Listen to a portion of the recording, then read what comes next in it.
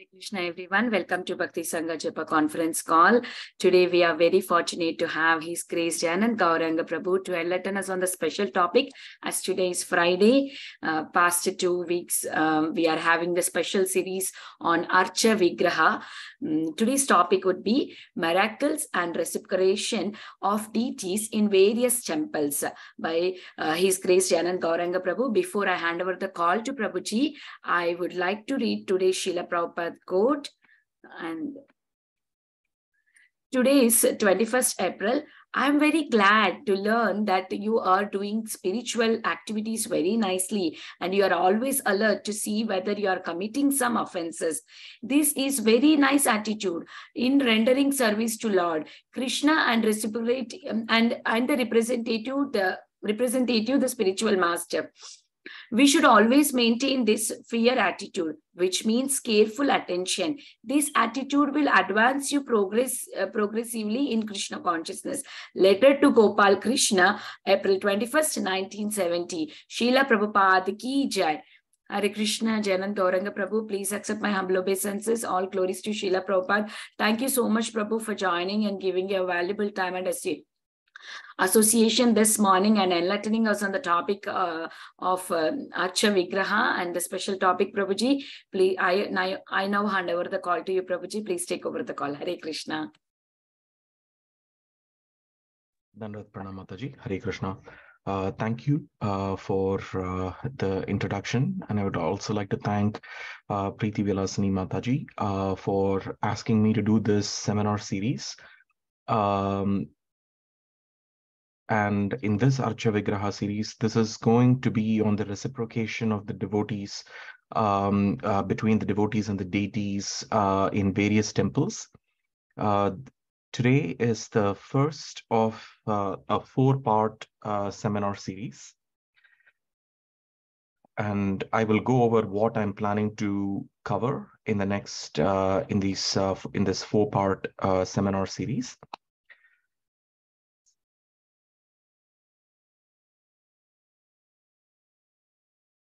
Narayanam namaskritya naram chaiva narottamam devim saraswatim vyasam tato jayam udhirayet nashtaprayeshu bhadreshu nityam bhagavata sevaya bhagavati uttama shloke bhaktir bhavati naishtikim Om Ajnanatimirandasya Jnananjana Shalagaya Chakshurunmilitam Yena Tasmai Shri Guruve Namah Vancha Kalpatarubhyascha Kripa Sindubhya Yevacha Patitanam Pavanebhyo Vaishnavebhyo Namo Namah Jaya Shri Krishna Chaitanya Prabhu Nityananda Shri Advaita Gadadhara Shivasari Gaura Bhakta Vrinda Hare Krishna, Krishna Krishna, Hare Hare, Hare Rama, Rama Rama, Hare Hare.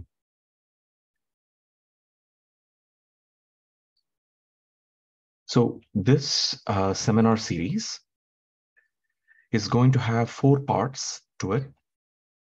Today, the first day of this seminar will be on the temples in North India as well as Northwest. Next Thursday, next week alone, the seminar is not on Friday, it's on Thursday. And we would cover the temples of East India. The 3rd week, we will do the temples of South India. And the last week of this seminar series, we will do temples in various areas in India, which I did not cover in the first 3. And I will also cover some temples outside of India where reciprocation with deities have been documented. So as far as today is concerned, we are going to restrict ourselves with North India, mainly in Uttar Pradesh, Uttarakhand, Rajasthan, and we'll end with some temples in Gujarat. So the first temple, which we're going to start with, is Madan Mohan Temple in Vrindavan, Uttar Pradesh. The Madan Mohan Temple is located on a hill near the riverbed of Yamuna, and it was established by Sanatana Goswami. So this seminar series is not designed to be like a description of the temples, or it's not like a virtual yatra or something like that. However, it is specifically deals with how devotees have interacted with the deities and how the deities have reciprocated. So you will not find much about the things about the size of the temple and how the altar is, how the deities are. This is not how this is designed. It's more about the deities and devotees interactions and the reciprocation of the deities um, in response to different devotees, and whatever is documented and heard through Vaishnavacharyas. So the original deity was carved 5,000 years ago, and there are some variations in the pastimes here of who carved and so on. So the deity was originally called Madana Gopal, and the deity was found by Advaitacharya in a place called Dwadasha Aditya Hill. Okay, Dwadasha Aditya Hill, and later given to a particular devotee called Purushottama Chobhe. So this devotee Chobhe had the deity in his home, and their family was very, very connected with the deity of Madana Gopal, and they did not have strict deity worship rules.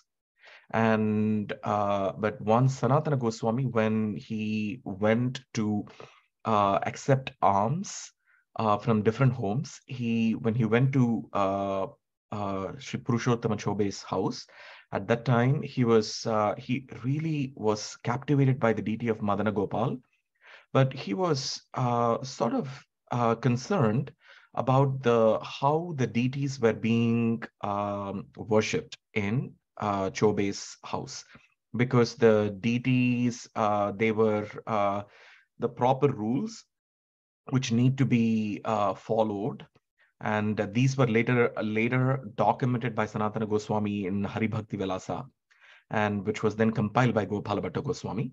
And they were not being followed in their house, and he was not very happy with it. And in a sense, he communicated that to Sri Purushottama Chobe, saying that the deity worship has to be done with following the strict rules stated in the Shastra. And Purushottama Chobe was a little not understood what is going on there. And then, but in the night, in the dream of Sanatana Goswami, Madan Mohan appeared, and he mentioned to Sanatana Goswami that he did not like that such strict rules being followed, because the deity felt very constrained by those rules, and he just liked how Chobe's family was playing with him, and the kind of interactions they are having with him. And now Sanatana Goswami has put a lot of rules and constraints that it is sort of suffocating a bit for the deity. And then Sanatana Goswami, but the same night, the Sri Purushottama Chobe's wife also had a dream where, and in response to the dream, next day when Sanatana Goswami came to Chobe's house, at the time, the Mataji said, Mataji was serving Krishna in a very maternal role in Vatsalya Rasa. And then she told Sanatana Goswami that they are actually, they have been serving the deity for a long time, and they would like to hand over the service to Sanatana Goswami. And Sanatana Goswami initially hesitated, but then he took the deity. He was very happy. And in the right, you can see this is the original deity. I will talk about it in the next slide. Deity of Madana Gopal, who would be then called as Madan Mohan. And this deity is right now in Rajasthan in the place called Karoli. And the bottom picture is the famous temple of Madan Mohan in Vrindavan. It's showing the temple tower, and you can see the Yamuna River beside the old river Yamuna bed. And here you can, so Chobe's wife and maternal affection said, just so that Sanatana Goswami takes the deity, she said that the deity has become very restive and sort of unmanageable, and mentioned about the dream and said, I think you should take the deity.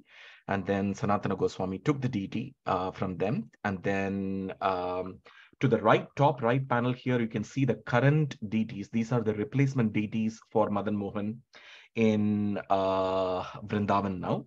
And these replacement deities are as good as the original deities. The worship is being done every day.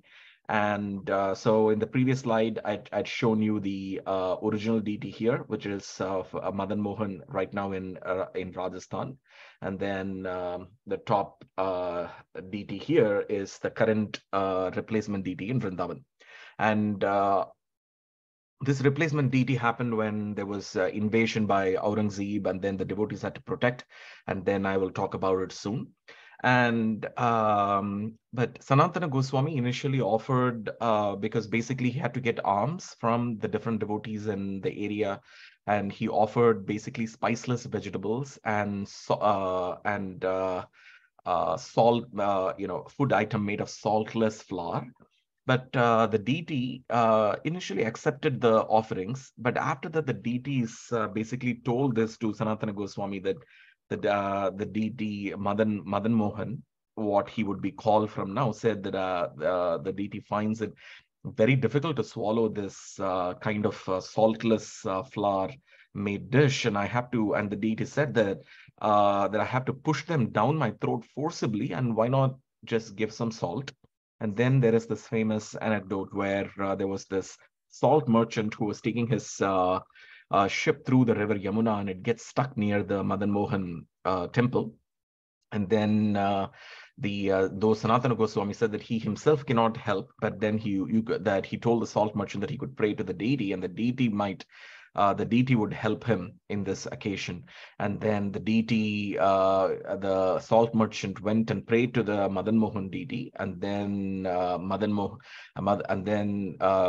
miraculously the ship started moving, and then the salt merchant then constructed, when he returned after the sale of his salt, he returned and then he constructed the temple tower for the deity, and from then on, salt was being included in the offerings. And the deities are also very popular in Vrindavan for being giving the directions to Sri Krishnadas Kaviraj Goswami to write the Sri Chaitanya Charitamrita, and this is documented in the Sri Chaitanya Charitamrita. So with this little background about the deities and the interactions with Madan Mohan in Vrindavan, I'm going to shift gears to the Madan Mohan in Rajasthan. So this is the original deities being worshipped that was worshipped by Sanatana Goswami, and the deity which blessed Sri Krishnadas Kaviraj Goswami to write the Sri Chaitanya Charitamrita. And this is the altar in Karoli, Rajasthan. And Sanatana Goswami's Madan Gopal then became Madan Mohan in Vrindavan as well. And in 1670, the original deities were moved out of Vrindavan due to attacks basically from Aurangzeb. And 1730, they were transported to Jaipur, and from there they were transported to Karoli, Rajasthan. And there in the place Karoli, there was a Muslim called Taja Khan, and this Taja Khan was working in the court of Karoli, and he was revered by the Muslims, and the Hindus considered him a pious man. And one day he was sent by the court where he was working to the temple And when he went to the temple to relay some message, at that time he saw the form of Madan Mohan. And somehow Taja Khan was very captivated by the deity. And so when he came back, this kind of a deity worship is not something that he is used to. And he reads Quran every day, but then his heart started longing for the deity, that somehow or the other he started coming every day and started seeing the deity. And when he was seeing the deity like this, he started composing a poem in Urdu. And it's a short poem, and I'll read this poem to you, the translated version of that in English, where he said, "Oh, how my heart yearns for thee, unthwarted by hunger, thirst, or sleep. O Madana Mohana, give darshan to me. Each moment without your darshan appears like a yuga to me. The sidelong glances thrill my heart. Cast your glance but once at me. Listen, O son of Nanda, with moon-like face. Taja, your servant, stands begging at your gate for your darshan and your grace." So this poem is actually in Urdu, and he composed this. And but then eventually, looking at his activities, the um,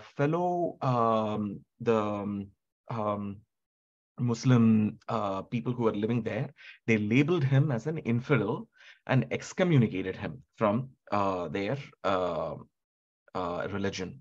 And the Hindus also got concerned, and they also put a ban for Khan from entering into the temple. And Taja Khan became very unhappy. And for about 3 days, he did not eat. He was just staying at his home. The form of Madan Mohan was constantly coming in front of him, and he just could not do anything peacefully. And the deity of Madan Mohan was also not happy. Madan Mohan was missing Taja Khan and wanted to see him, and then found that Taja Khan is not able to come. And so that night, after the pujaris, they gave the offerings. The night offerings were usually given in a silver plate, and then they locked the altar and then closed the temple and then retired for that night. So at that time, the deity of Madan Mohan walked out of the locked altar, took the silver plate, and then went to Khan's house in the night with the silver plate and the food, and then knocked the door of Taja Khan and told and said that he is coming from the temple. The priest of the temple, Goswami Ji, has given this prasadam to Taja Khan and asked him not to worry, to eat it. And he does not like that he's been fasting for 3 days.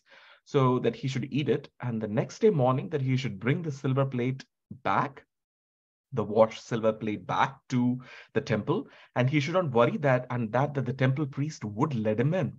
The temple priest would let him in, and that he should not worry. And Taja Khan did not know what to believe, what not to believe, and it just doesn't even sound believable. Why would the priest send like this? And but anyway, he for the person who came, sort of captivated the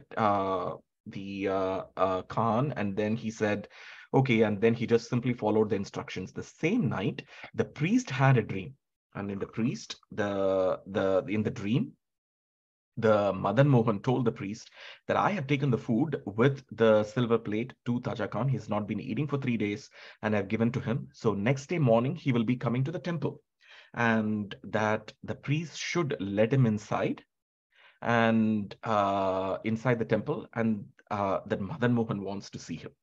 And then the priest was very stunned with the dream. And the next day morning, when he opened the altar, he saw that the silver plate was missing. And he knew that the dream was true. And then immediately the priest went and informed the king, the Maharaja there. And then both the priest and the king, they were all waiting for Taja Khan to come back to the temple. And the next day morning, when he came back to the temple, everybody was, the priest was waiting, the Goswami ji was waiting for him with a garland, and then he put the garland on Taja Khan, and then they invited him, and Taja Khan just couldn't imagine why would all this happen, and then they finally told him that it was the deity himself who came and gave him the food. And Taja Khan was just had tears, and he felt so humble.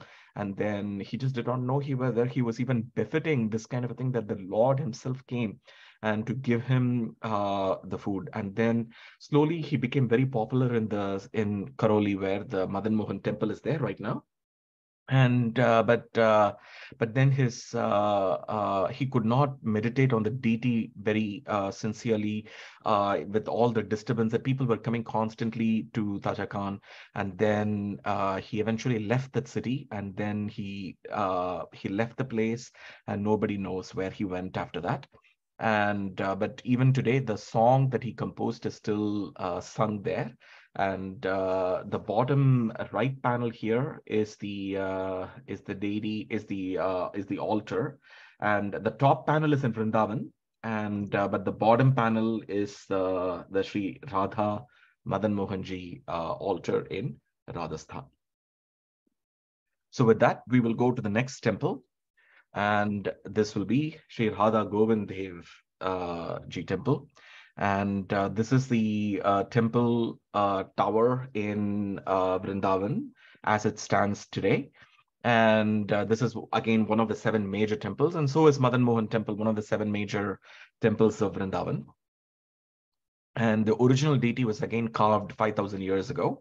And the deity was eventually lost, but then it was found by Srila Rupa Goswami. And once it was found, again, the original deities had to be saved from the from those who were invading. And in fear of Aurangzeb, the deity was then moved to Jaipur. And the temple in Vrindavan had 7 stories to it. It was, and at the top there was a lamp which was shining brilliantly. But then Aurangzeb, who was the emperor at the time, when he was seeing the temple from Agra, the city of Agra, from his palace, and then he saw that this lamp at the top, and he was like amazed at like, what is that lamp which is shining so high? And then people told him that that is the temple of Radha Govind Dev Ji. And he did not like that at all. So he immediately gave orders that the temple tower be destroyed. And then they went and dismantled the top 5 stories of the temple. But then at that time, the ground shook violently, that as though there was an earthquake. And then everybody got very scared, and then they just left. And then now you can see only the bottom 2 stories of the temple, and the top 5 have been just destroyed by the ruler at the time. And but even before all this happened, the deity was transported from that place to Jaipur. At that time, the king there in Jaipur, his name was Maharaj Jai Singh, and Jai Singh II. And in his palace, he suddenly fell out of the bed. He was pushed out of the bed, and in his dream, the deities came and told him that the deity has to be placed in the palace where he is, and he can go to a place which is just opposite to the palace, and in there he can build his own palace, and every day he can have darshan of the deity. It will be directly visible from his palace into so right now, that Maharaj, the King Jai Singh's palace is the original palace became the temple for Govind Dev Ji. So Radha Govind Dev Ji. So here is top right is the original deities of Radha Govind Dev Ji that was worshipped by Srila Rupa Goswami. And the bottom is the palace where which is now the temple for the Lord. And there are a lot of pastimes here. I'm just sharing a bit here. The location is in the north side of the city palace. That's where the altar is located. And there is also a small deity of Gaura Govinda, and this belonged to Kashishwara Pandit. And I will narrate one devotee incident here and the reciprocation of Radha Govind Dev. There are actually many with the deity here, Radha Govind Dev Ji. So once what happened, there was uh, um, there's a garden associated with the temple, and it was a pomegranate garden. And a gardener there was growing pomegranates. And specifically, he wanted to grow them for the deities so that he can give the pomegranates to Radha Govind Dev Ji. And when he was doing that, he was anxiously waiting for rain. And in that part, you have to. It's not that it rains all the time, and the rain is needed for the trees to grow well. And so when he was growing it very carefully, at that time, what happened? There was a boy and a girl. They came and started taking the pomegranate tree, and immediately, this gardener got very angry because somebody is stealing the pomegranate that was meant for that he was growing for the deities. And what he did, he immediately came to hit them, so that the robbers can leave the place. And when but the next day morning, when the priest opened the altar, they found a long cut in the dress, and it was not like a cut of like where there's like some rodent eating the dress or something, but it was like some kind of a tear because of some thorns or something. And but even though it was locked door. But and then right next to that altar, there were a few pomegranate seeds that were spilled. And that night, in the dream of the priest, it was said that Lalaji, that is Govind Dev Ji, and Radharani were in the garden plucking the pomegranate. Okay, and but the gardener, he took the staff to come and hit the robbers, but it was actually the deity, Govind Dev Ji and Radharani, who he really wanted them to eat, who went there. But then once they came and narrated this incident to the gardener was full of tears because after all, wanted to grow these pomegranates for the deity and for Radha Govind Dev Ji. And Radha Govind Dev Ji themselves, they came and to the garden to directly take the pomegranate, and he felt so bad. But then this incident was then narrated to the king, and then but the deities the priest said that the deities told them in the dream that they were impatient. They don't want to wait for the pomegranate trees to grow, and when will the gardener come and give?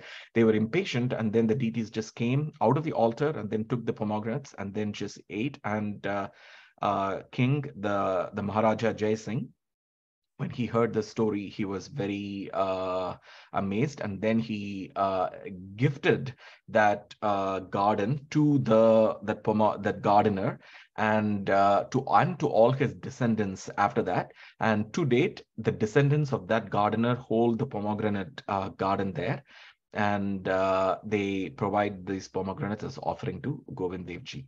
And even today, this is the main temple of Jaipur, the principal temple of Jaipur, where thousands of people congregate every morning for Mangal Arati at 5 in the morning. And he is also the protector of the city, the main protector of the city of Jaipur. That's a little history with Radha Govind Dev Ji. And this is the same deity who also dictated the Govinda Bhashya, which is the commentary of the Vedanta Sutra written by Sri Baladeva Vidyabhushana. And when he was challenged by the Ramanandis there that Radharani should not be worshipped along with Govinda Dev based on scriptures, and to prove the lineage of the Gaudiya Vaishnavas, and to show that you have a commentary for the Vedanta Sutra even though Chaitanya Mahaprabhu accepted the Srimad Bhagavatam as the natural commentary of the Vedanta Sutra and found that there is really no need for an alternate commentary. But then he was forced to write, and Govind Dev Ji Baladeva Vidyabhushana within 7 days, based on the dictation of Govind Dev, wrote the Govinda Bhashya, which was accepted and approved by the Ramanandis, and since then the deity worship is going on tremendously well in the Radha Govind Dev Ji temple in Jaipur. The next temple we'll take is Banke Vihari. It's called as Banke Bihari, but in Sanskrit the word is Vihari, Banke Vihari, and Banke means bent. The deity is bent, and Bihari means, someone who really loves to sport. And the deity was found, the Banke Vihari deity was found in a kund called as Vishaka Kund, and it is located in Nidhivan. It is located by Haridas Goswami. It's not listed in Gaudiya Vaishnava Sampradaya, but there is this is one of the very popular temples in Vrindavan where many devotees go there to visit. It's very crowded usually. And the curtains, very distinct feature of this temple is that the curtains close every few seconds. Every minute for a few seconds, they close the curtain. So you'll be watching and suddenly they will close the curtain, and after some time they'll open it. So every minute they keep on closing the curtains. And this happened, this is the top right panel here is a picture of Banke Vihari, and the bottom right panel is the temple tower. And long time ago, what happened? There was a devotee who came to the temple, and he gazed at the deity for a very long time. And the deity of Banke Bihari also gazed at him, reciprocated and gazed at him instantly. And then what happened? When that devotee left, the deity really missed that devotee, and because the deity became very fond of him, and the deity just walked out of the altar and went with him. And then after some time, the next day when the priest came and they saw that the deity was missing in the altar, so they searched everywhere. And then finally they found the deity in a forest. And then they brought the deity back to the altar, and then they had a discussion of how to prevent this from future. And then after they found the deity in the forest and they brought him back, and then they started closing the curtains frequently so that the deities don't get too attached to any of the visiting devotees. So from then on, after this reciprocation of the deities with that devotee, they started closing the altar every few seconds, few seconds every minute after that. So it's a very distinct feature of this temple. Let's take the next, go visit the next temple. Okay, so this temple is located in Vrindavan in a place called Vanakandhi. And this is the deity of Gauranitai in that temple. And in this Gauranitai temple here, it was the deities were actually originally served, they belonged to Murari Gupta, okay, in Bengal. And they were served after Murari Gupta. It was served by Balaram Das in Bengal. At that time, there was a devotee, and her name was Chandra Shashi Mataji, and who would later, after she moves to Vrindavan, would be called as Pisima. And this Chandra Shashi Mataji, she offered sweets to the deity. 40 kilogram of milk daily she would take, and then make nice milk sweets and give it to the Gauranitai deity. And when she used to offer these sweets to the deity really liked it a lot.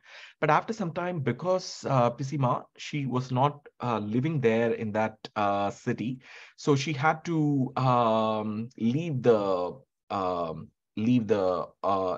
place and move. But in the dream of Chandra Shashi Mataji, so the deities were holding her sari and saying, I'm not letting her go. But then the Mataji said, okay, but I do have to go. And then in the dream, she just let go the hands of the deity and try to move. But the next day in the altar, a piece of the cloth, a piece of the sari was stuck in the hands of the Gauranitai deities, and they found that so this is the spiritual interaction of the devotees with the deity.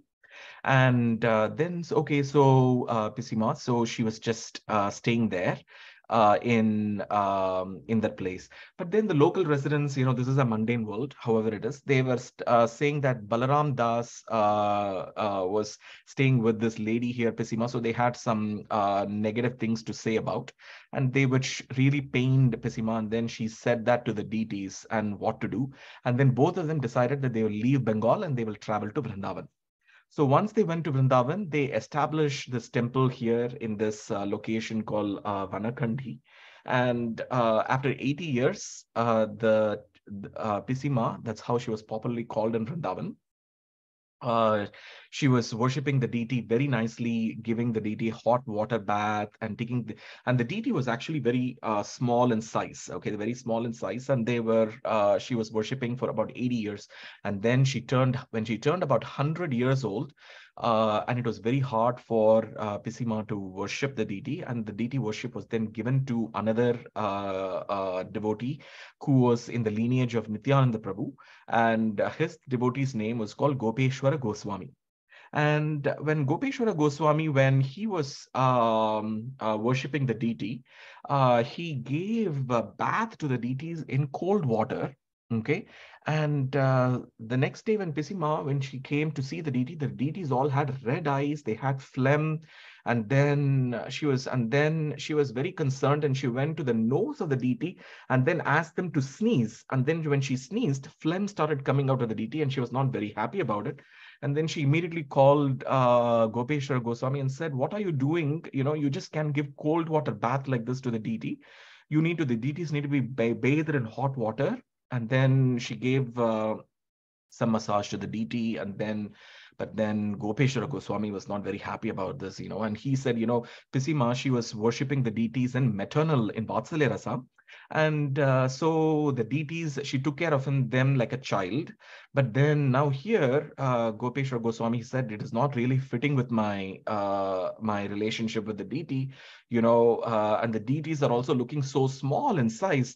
And I want to have them, they are sort of like, I feel like they are like, more in Sakya Rasa, more in friendship. And when I look at these deities, they are looking so small, like children, like 7-year-old kids, and it is so hard for me to interact with them and worship them. And then Pisima said, "Is this your problem?" So, and what she did, she took the deities and then she just stretched them with her hands, and then elongated them, and then they became a much taller deities, like how you see them right now. And she held the chin of the deity and then pulled the deity into the present form. And in this way, the deities became taller in size. And then Gopeshwara Goswami was able to worship very nicely the deities, and the deities are still there in Vrindavan in this place. Let's go to visit the next temple, Radha Ramana. So Sri Radha Raman temple is in Vrindavan, and the top right panel shows the deity of Radha Raman, and the bottom is the temple tower. And it was founded by Srila Gopala Bhatta Goswami. And it was when Gopal Bhatta Goswami was going on a pilgrimage, he found this in the river where all the Shalagrama Shila are found in Nepal. And he brought the Shila to Vrindavan. But then there is this pastime where Gopala Bhatta Goswami really wanted to serve the deity. He wanted to dress the deity. He wanted to offer food to the deity, put garlands to the deity, and so on. And all he had was Shalagrama Shila. And then he prayed very intensely to the deities. And after fervent prayers to the deity of Radha Ramana spontaneously manifested from the Shalagrama stone. And that is what we are seeing right now in the top right panel. And in 1542, the deity manifested spontaneously from that stone. And currently the stone is at the back of the deity, and if we can ask the pujari there, we might have to just give us some dakshina there to some, and then the pujari would show the stone, and the deity manifested from the stone. And even now elaborate worship is going on. This is one of the 7 principal deities of Vrindavan as well. So with that, we will now visit the next temple. So the way this series is planned is there are series of temples. Today I'm going to cover basically Vrindavan, the Rajasthan, and Uttarakhand also. I'll take one temple like that. But we'll have a number of temples next week in East India. Okay. So the next temple we'll take is Radha Shyam Sundar. Okay. So Radha Shyam Sundar temple, here is the deity you can see in the top, and bottom is the temple complex. And the deity here, it was established by Shyamananda Pandit. Shyamananda Pandit. And Shyamananda Pandit used to clean Nidhivan regularly. At that time, he found some ankle bells in Nidhivan. And he immediately knew that this ankle bells belonged to Radharani. And when Shyamananda Pandit was like that, he was very happy about it. So he took the ankle bells and kept it with him. And even today, you can see that in Nidhivan, the pastimes continue there in the spiritual dimensions, where Krishna and all the Gopi Jana, they all are there in they continue their pastimes in spiritual dimensions. But then Radharani suddenly found that her ankle bells were missing, and then Radharani asked Lalita Devi to go to the Shyamananda Pandit and get her missing ankle bells. But then when Lalita Devi came, Shyamananda Pandit, Lalita Devi basically said that my sister is missing her ankle bells, and it looks like you have it. Would you please return it back so that I can take it back to my sister?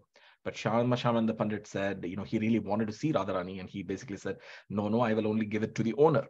And then Lalita Devi went back to Radharani and narrated that he would only give it to her. And Radharani herself decided to come. And then when she came there, she was very pleased with Shyamananda Pandit's service. And then she told Radharani personally appeared. And then she put her hand on the head of Shyamananda Pandit and pressed his forehead, which made a tilak on his forehead.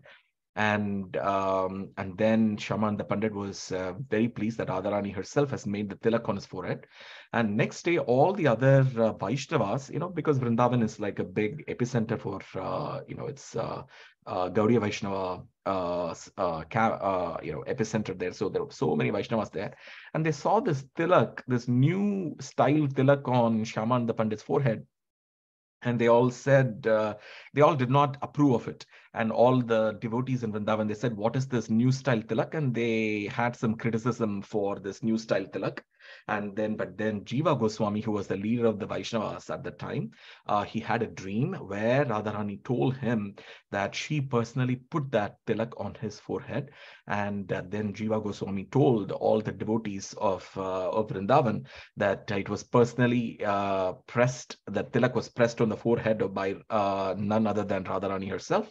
And immediately all the devotees accepted it, and they became very happy. And here is the deity of Radha Shyam Sundar. Okay, so with that, we'll go to the next temple. Okay, so this is Radha Damodar. So Radha Damodar is in Vrindavan. The top deity is the replacement deity of the original Radha Damodar.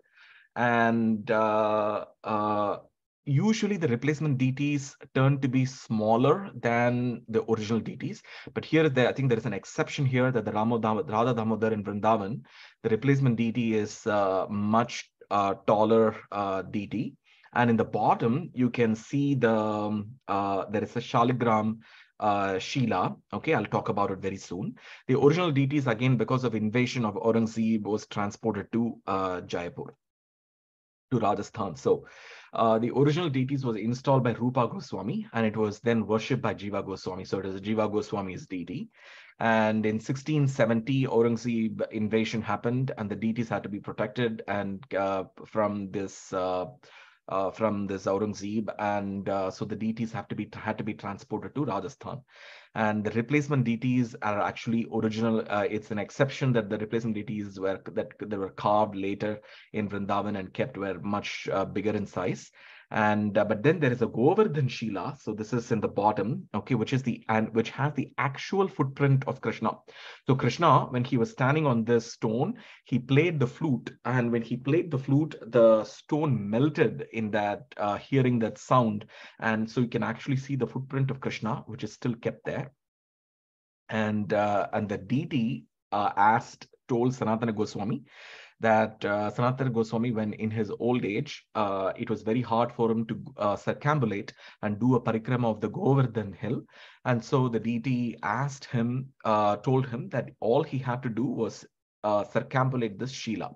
And even now, the pilgrims, when the devotees go here, they circumambulate the Shila 4 times, which is equivalent to circumambulating the 15-mile path around the Govardhan hill. And here is the original deity, which was worshipped by Jiva Goswami, which is not there in Vrindavan anymore. And you can see that the deity is smaller in size than the one which is right now worshipped. But the replacement deities are as good as the original deities, but the original deities were worshipped by Jiva Goswami and established by Rupa Goswami. So you can see the deity here. I will just stay for a second so that you can, before going to my next slide, so that you can take a look at the deities, the deity of Radha Damodar, Jayapur. The next deity we would do today is, the deity was originally called Gopala, but then later the deity would be called as Srinathji. So the top right panel is the deity of Srinathji, and the bottom panel here shows the temple entrance, Srinathji Mandir, which is located right now in Rajasthan. It is almost close to Gujarat border, and it is the name of the city right now is called as Nath Dwara. Okay, the entrance Dwara is entrance door, and Srinathji. So it is 48 kilometers northeast of Udaipur in Rajasthan. And the deity here is depicted at age 7. And it's the pose of Krishna is not that of holding a flute, but it is holding the Govardhan hill. So you can see that the hand is raised up like this, holding the Govardhan hill. And but originally the deity was in Vrindavan, worship near Vrindavan, and the name of the deity originally was Gopala. And the deity was discovered by Madhavendra Puri, who is Chaitanya Mahaprabhu's Chaitanya Mahaprabhu accepted his spiritual initiation from Ishwara Puri Maharaj, who in turn accepted his initiation from Madhavendra Puri. Madhavendra Puri his pastimes are documented extensively in the Chaitanya Charitamrita.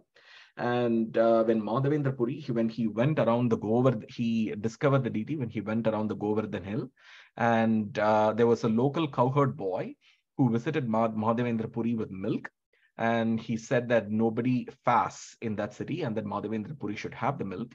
And that night in the dream, Krishna, in the form of that cowherd boy, it is actually Krishna who came as that cowherd boy. He told Madhavendra Puri that he is lying there for all the 5,000 years in the bushes, and he's suffering from heat, cold, rain, and all difficult weather, and that he should find him in the bushes and then take care of him. And then Madhavendra Puri, he went there to the villagers in the temple, around the temple in the place, and then with the help of the villagers, they went to the bush and then found the deity of Gopala. And then Gopala, he had his left arm raised in the pose of lifting the Govardhan hill. And the deity was then installed using the waters. They did an abhishek using the waters from the nearby Govindakund. And then the place was then called as Jatipura. And this Jatipura is in reference to Madhavendra Puri. That's how the villagers renamed the place.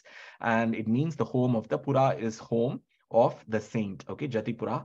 And that's what, even now, that place is what it is called. That is where the Govardhan hill is located right now.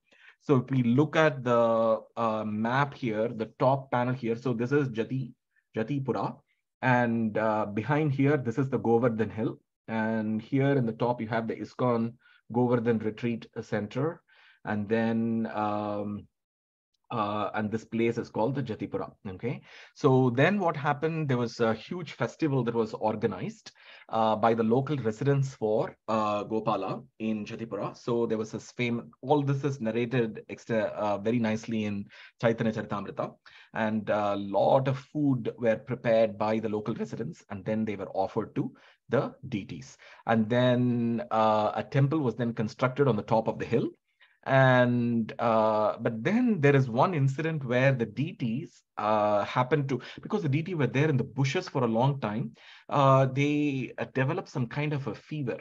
And so in the dream, they told Madhavendra Puri, Goswami Madhavendra Puri, to go to a place in Orissa, and there are these sandalwood paste and sandalwood, and to bring that sandalwood and make that into a paste and put it on the deity so the fever would go down. Okay, but I'm not going to talk about that pastime here. That I will talk about in the next Thursday, same time in the seminar series, and that we would cover it as part of Kshirachora Gopinath in Remuna, and that we will do next week. So I'm going to skip that pastime here because I'm going to stick with North India and Northwest India. So, but then again, the deity had to be, again, the Muslim invasion happened with Aurangzeb, and the deity had to be protected, and the deity had to be transported. And the deity was transported to Agra, and the deity was kept in secrecy there for 6 months. And after that, the deity was then transported to a place called Mewar in Rajasthan. And at one place, what happened was the deity would not move beyond that place. The vehicle that was carrying the deity got stuck in the soil, and it just wouldn't move. And the king at that time, his name was called as Raj Singh, Maharaj Raj Singh, understood that is the place where the deity have to be installed. And then they developed a temple there, and that city came to be known as Nath Dwar. Okay, Nath Dwara. And if you can see the map, the bottom right panel here, you have Udaipur, about 48 kilometers northeast of Udaipur, you have Nath Dwar, and you can see southwest. From there, you can see Ahmedabad, okay, the capital of not the capital, but the largest city in the state of Gujarat. So, and then, but later the worship was taken over by Vallabha Sampradayam, who are in another lineage, Vaishnava lineage. And from then on, the deity was then called as Srinath Ji. Okay. So this is the pastime of Srinath Ji. Basically, most of the pastime is before he was brought to Srinath Dwar, and that was in Vrindavan, near Vrindavan, in the Govardhan hill. So the next temple, we would do one in the state of Uttarakhand.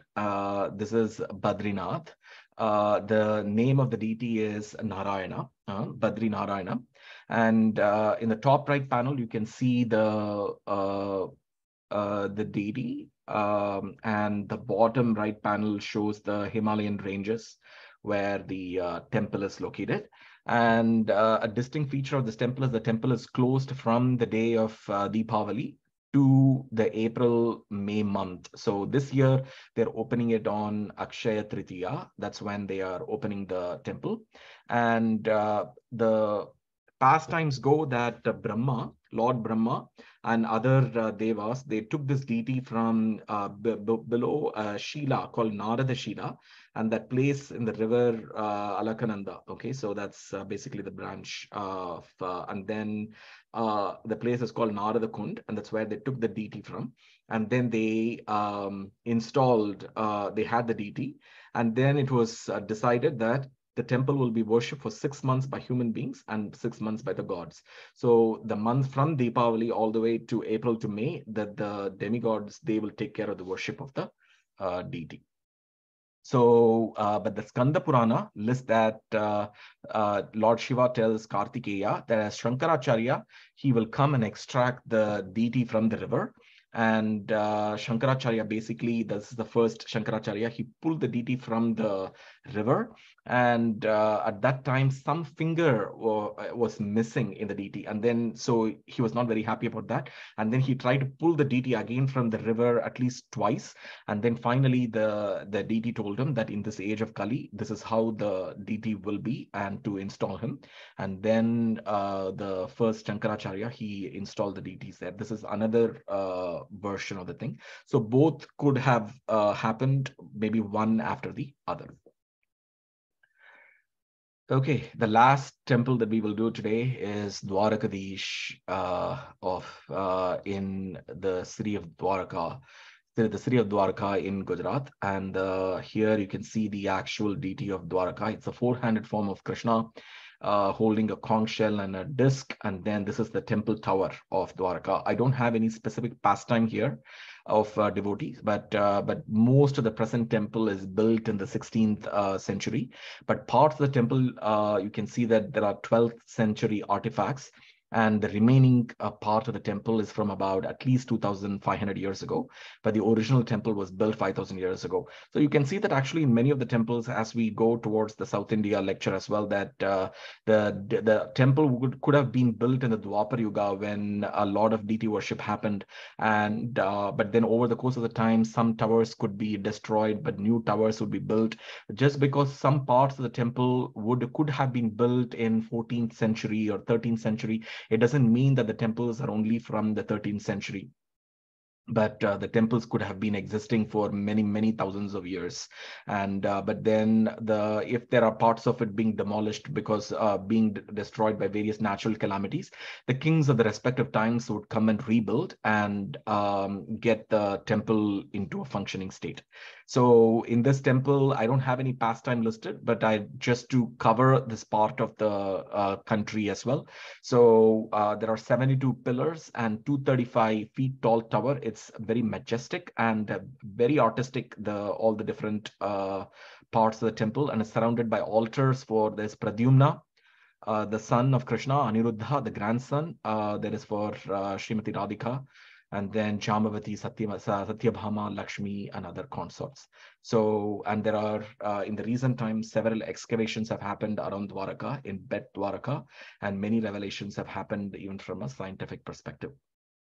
So with that, I'm going to stop with the reciprocation of the deities to the devotees.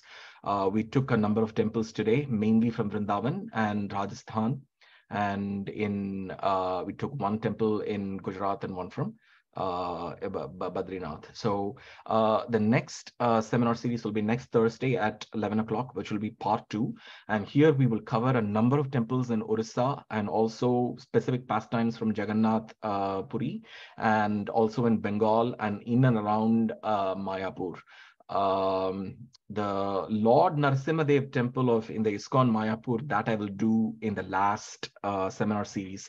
I am taking more of the temples which are at least I will cover all the other temples, but I'm reserving the Narasimhadev temple for the last, for the final part of the seminar series.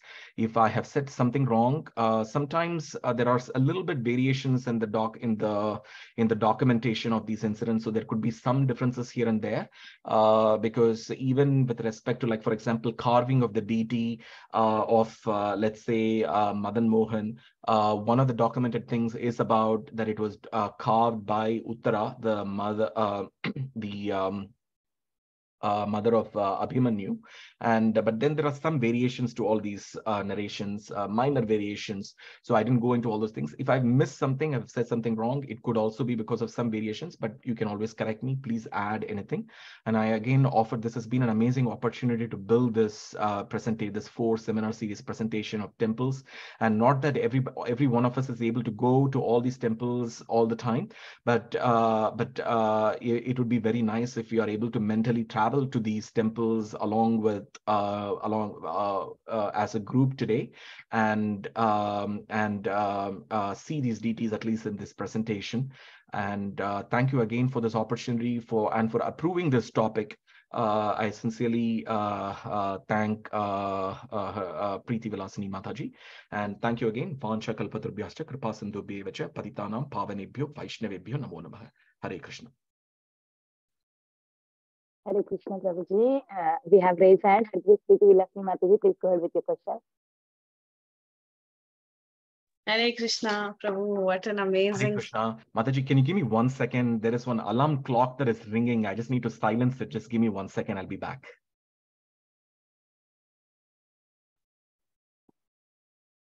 Beautiful, beautiful class, Mataji. Thank you for this, Guru. Thank you, Mataji.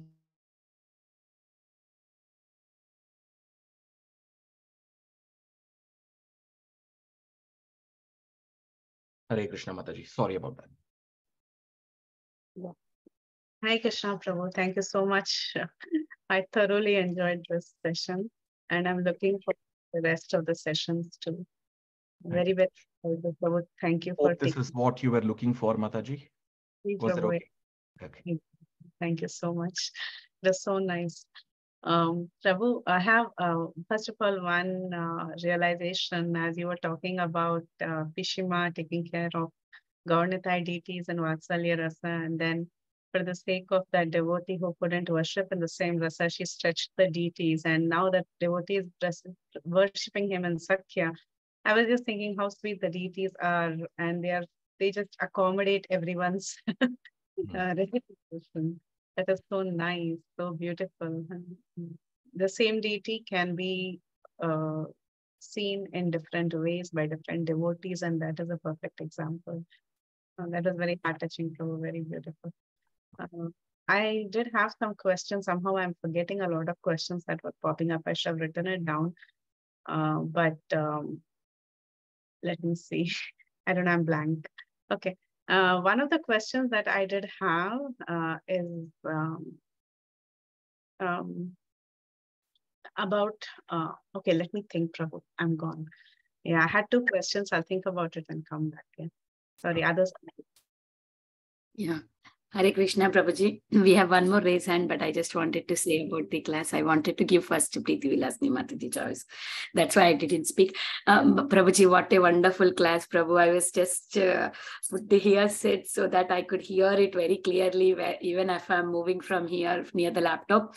So we have heard some of these stories here and there from this class, that class, but putting everything together and telling us how sweet Lord is, how he can always make us feel that he is there.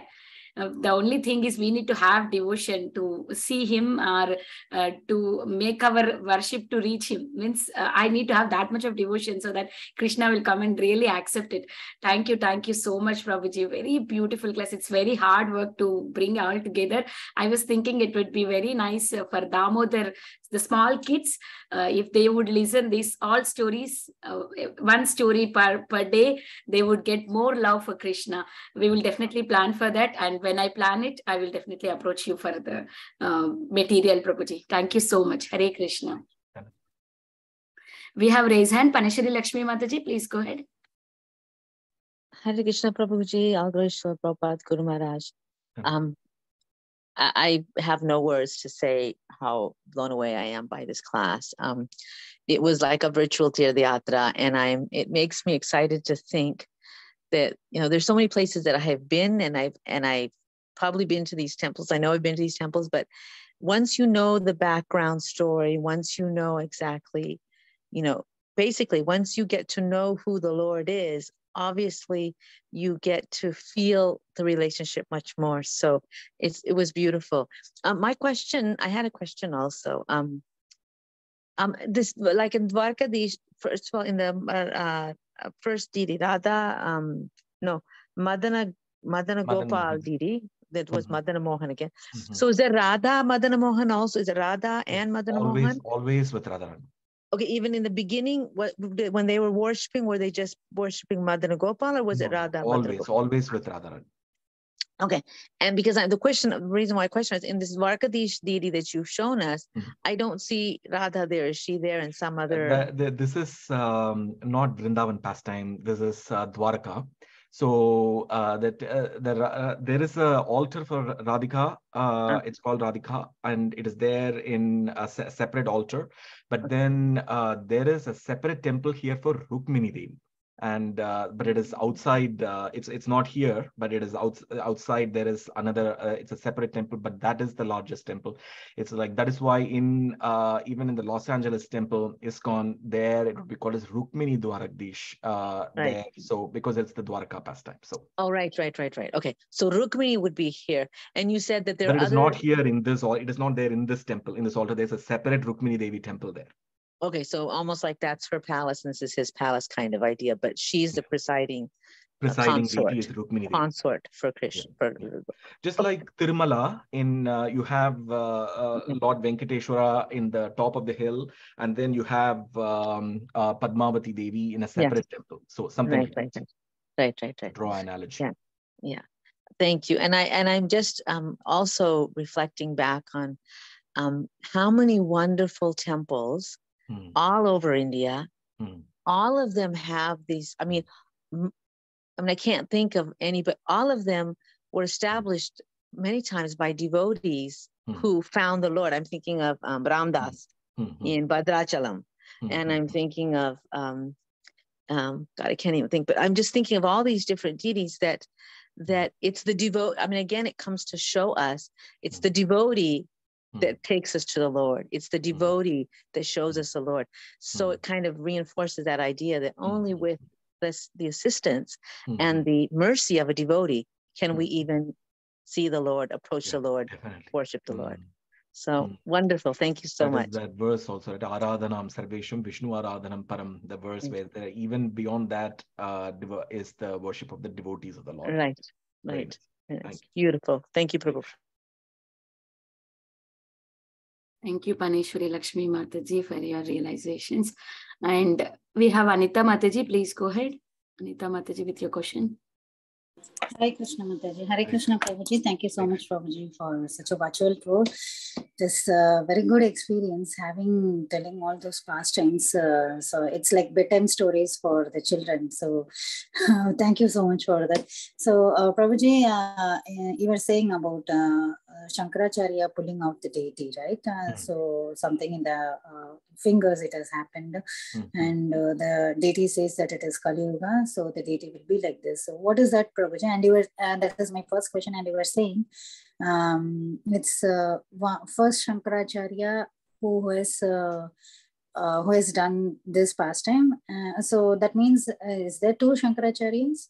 No. Adi Shankaracharya. That's what I meant. I just translated the word Adi into English. That's it. Because his followers are not what I'm talking about. The Shankaracharya, who is mentioned in the Padma Purana, and this verse was from the Skanda Purana, where he tells his son about his. So you can see here that even though he has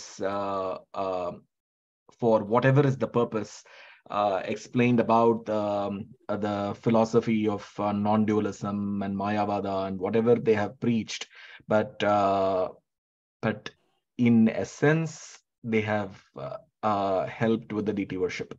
They have, because what is the need for pulling a deity and installing the deity if they ultimately don't even believe that the deity has separate in terms of if they just think that all there is just spirit, there's a non-dual, undifferentiated spirit. What is the reason for all this? So But anyway, that's just a little takeaway. So, Okay. Thank you, Prabhuji. Thank you, Mataji. Kalpagaravali Mataji, please unmute yourself. That's Prabhuji, a very nice session, and I'm having little doubt, Prabhuji, in that that Vrindavan Govardhanagiri, one he circumlated one deity who you showed, Prabhuji. That is where it is. That it is in that Govardhanagiri, Govardhan itself, or Vrindavan? it is in Govardhan. Govardhan. It is in Near Govardhan. But then the deity was, that particular deity was then transported to Rajasthan because of the invasion of Aurangzeb.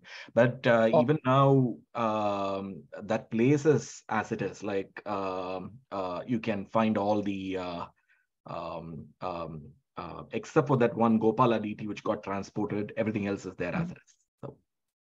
In that, I have been to Govardhan by grace of Krishna, and he traveled by vehicle only. And then one Ganges, this thing is coming. It's right there. If you see the map here, it says there Ganga Dham. Yes. Kadamba forest.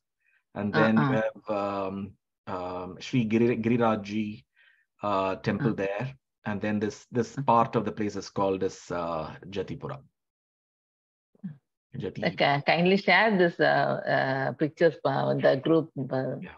It'll come, and I think they're putting it in YouTube as well, so it'll be there. So. Thank you, Prabhuji. Thank you. Krishna, is there any more questions for Prabhuji? And you can also see in the map here Govindakund. That's where they took the waters, and because it's right by that place, that's where they took the waters and did the Abhishek for Gopala. Prabhu, yeah, Prithvi Lasti Mataji, go ahead. One silly question I had. So in that story of Shyamanand Pandit, when Radharani comes and is the mark of tilak, so did that tilak then become a traditional Sampradayak tilak that the people I don't know, Mataji. I don't know. That was, I know because when you do things which are a little out of line, then the devotees will tell you. That's basically, I think, what happened there. But then in that particular case, it was a pastime. So like, let's see, where is that slide? But even the deity there, you see the tilak is a little different. I don't know whether that is the tilak that is there on this Shyam Sundar deity. I don't know that. But, okay. Prabhu, can you also move to some of the previous slides? Can you go? Because I forgot the name. Which one you want, Mataji? Okay. I forgot the name of Radha Raman. This is Gauranitai. Gauranitai, yeah, this was interesting. Ranki Bihari. Radha Govinda. So the impression that Govardhan Shila with Krishna's footprint is not in Radha Govinda, that's in Radha Damodar, is it? Damodar. Okay. Radha Damodar is the place where Prabhupada was there, or where? Correct. Sorry. Thank you, Mataji. That is the place where Prabhupada was there for 6 years. I should have mentioned it, and I should have put it in the slide. Thank you. I'm very grateful that you mentioned it. So it is where the seeds of ISKCON were first sown, and that is where the Radha Damodar temple has a separate, everything is preserved. His place where he wrote, his desk, everything is there in Radha Damodar temple. It's very special for ISKCON. And he wrote his first Bhagavatam book there in that Radha Damodar temple. So it's a very special temple for us. Yes. So these Gauranitai deities that were worshipped are still now in Vrindavan? Yeah. Oh, okay. Yeah. There are. It is said that there are 5,000 temples in Vrindavan, and because and most of them, you won't find elaborate towers, temple towers, and everything. But if you count all the temples in Vrindavan, there's roughly around 5,000 temples in Vrindavan. Yes, true. Thank you so much. This was so interesting. Thank you. Indulekha Mataji, please go ahead with your question. Hare Krishna Prabhuji, Dandavat Pranam. Thank you so much, Mataji. Hare Krishna Prabhuji, Dandavat Pranam. Thank you for putting together all these beautiful deities and their pastimes.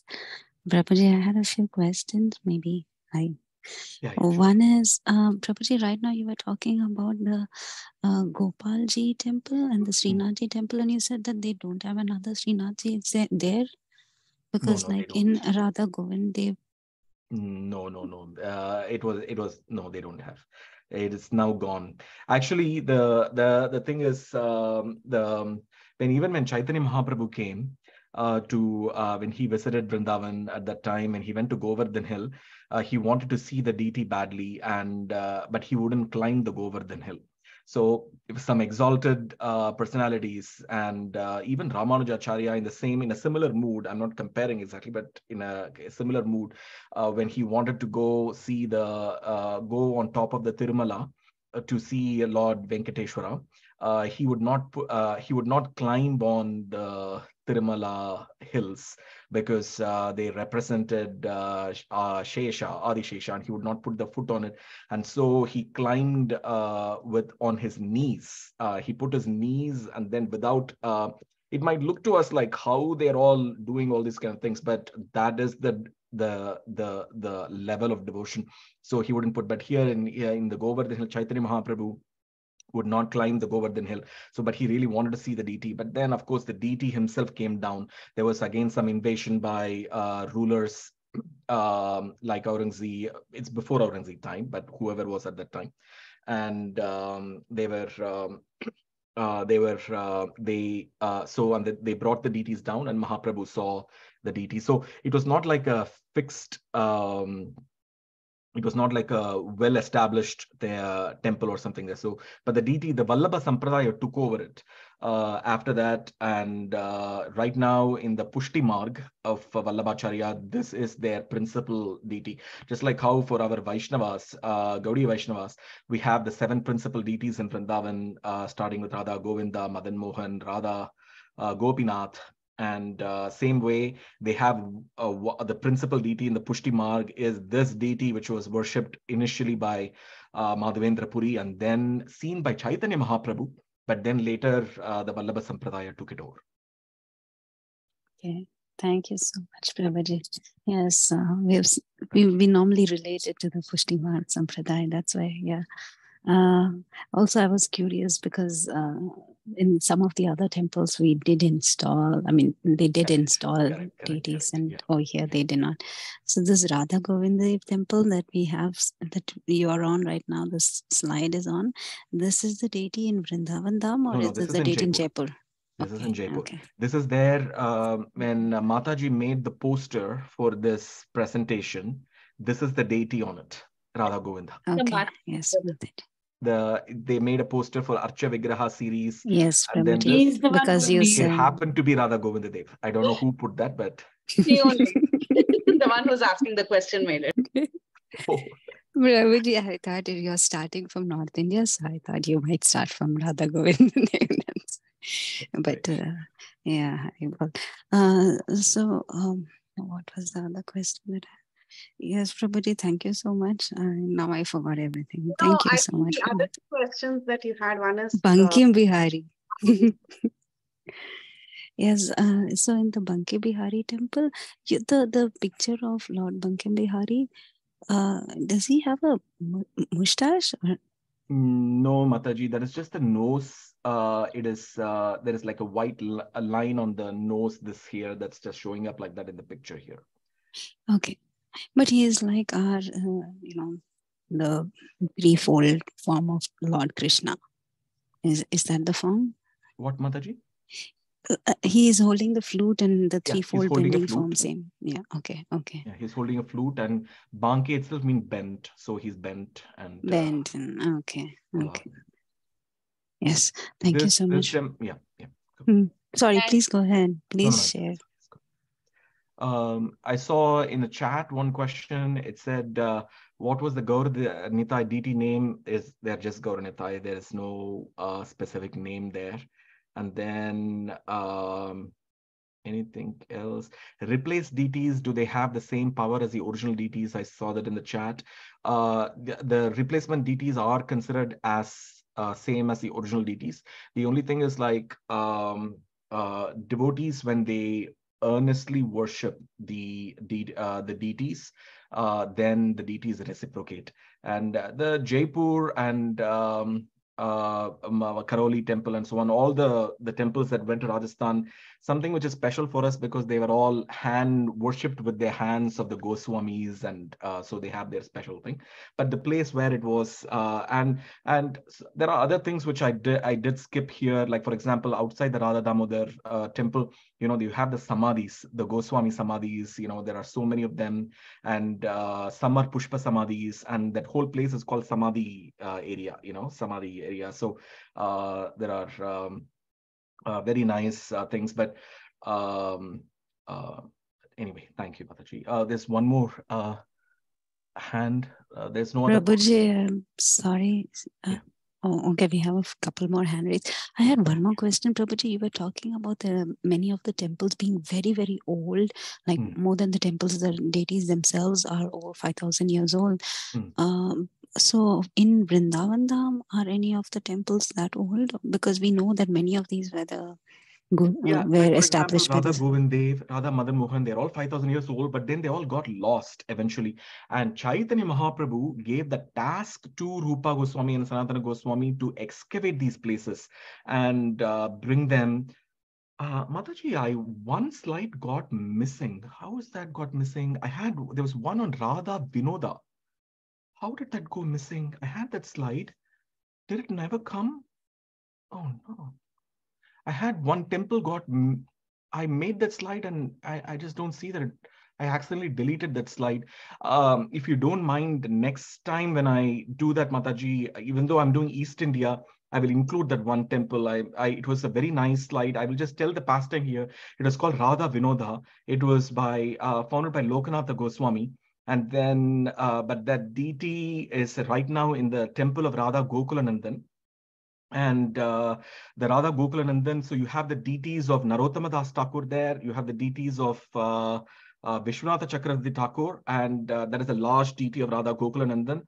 And then you have the deity of Radha Vinoda, which belonged to Lokanatha Goswami. And Lokanatha Goswami found that the deity was given to Lokanatha Goswami by Krishna himself because he wanted to worship the deity. And he carried that in a straw bag, straw made from leaves. He carried that, he wore on himself. Without building a temple, he was carrying it everywhere. And everybody in Vrindavan found it very funny and nice that he was carrying a deity all over where he was going. And he excavated so many sites in Vrindavan. But he was a contemporary of during Chaitanya Mahaprabhu time, and he accepted only one disciple, and that was Narottama Das Thakur. And that deity was Radha Vinoda. I have the picture and the altar, the tower, and I just accidentally deleted that slide at the end, I think. So I will, even though next week is going to be East India, we're going to cover a number of temples in Orissa and around in the Nadia district in Bengal, in all those places, Ekachakra, a number of places we're going to do. But I will include this one slide from North India, Radha Vinoda. I'm so sorry about that. When you mentioned about excavation at the time, I remember that slide went missing. So thank you so much, Prabhuji. Yes, sir. Prabhuji, we would love to see them. Yes. Yeah, again, Preeti Vilasni Mataji. Go ahead, Mataji. I had two questions. I forgot one as usual. I have one more. The last one, the Rukmini, you said is a separate temple. So she's not worshipped along with Dwarkanath? Dwarkadish. So that it's just like some temples, the deity of the Mahalakshmi, in this case Rukmini Devi, is worships in a separate altar or a separate temple like that. So it follows that kind of a custom.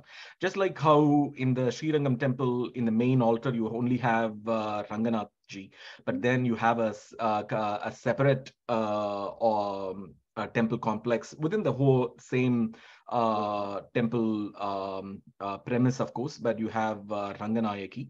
So in the same way here, it's separate. So all you have in the altar here is the four-handed form of Krishna as Dwarkadish, but then you have Rukmini Devi separately. So you have to go to a separate altar, separate temple for that. Okay, Prabhu. Thank you so much. Thank you so much. Thank you. Parneshwar Mataji had something. No, it's okay. I was just, maybe it wasn't that important, but I was just wondering about, So when they moved these deities, it was because of, don't know much Indian history, so it was because Aurangzeb was doing all this desecrating the temples, and why Rajasthan? I guess that's my question. Mataji, part of that was that there were kings who were favorable to the Vaishnavas and to the deities in Rajasthan at the time. They were the Rajput rulers who took care of they were the protectors of the Hindus at the time, and so they took them that direction. And because it does not come under the Mughal Empire at the time, and it's just history. And then, but it's not just in the North India. The temples suffered way more, and it has happened to many temples, even in Kashi, even the Lord Shiva's temple there as Vishweshwaraya, even that deity was thrown by Aurangzeb into the river Ganga.